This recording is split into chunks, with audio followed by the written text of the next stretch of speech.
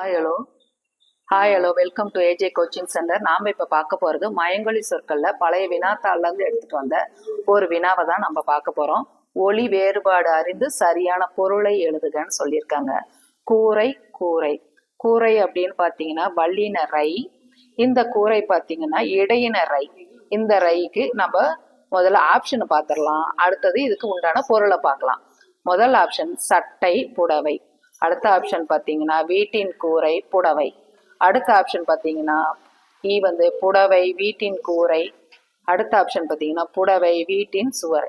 இதுக்கு முதல்ல விளக்கம் பார்க்கலாங்களா? கூரை, இந்த கூரைக்கு 2 சுழி, வல்லின ரைக்கு உண்டான கூரைக்கு உண்டான விளக்கத்தை பார்க்கலாங்களா? வீட்டின் மேல் வேயப்படும் கூரை தான் கூரை அப்படின்னு சொல்லுவாங்க. இந்த கூரை நாம புடவை, கூரை புடவைன்னு சொல்லுவாங்க. திருமண ஆடை அல்லது ஆடையை குறிக்கிறது தான் இந்த கூரை. இப்ப இதுக்கு கரெக்டான இணை எங்க இருக்குன்னு பார்க்கலாங்களா?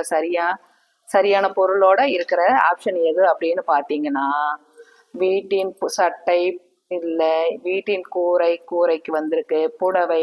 அப்ப கரெக்டான இணை பார்த்தீங்கன்னா ஆப்ஷன் ஆ, வீட்டின் கூரை புடவை. இதுதான் கரெக்டான பதில். தேங்க்யூ. நம்ம அடுத்த வீடியோவில் பார்க்கலாங்களா?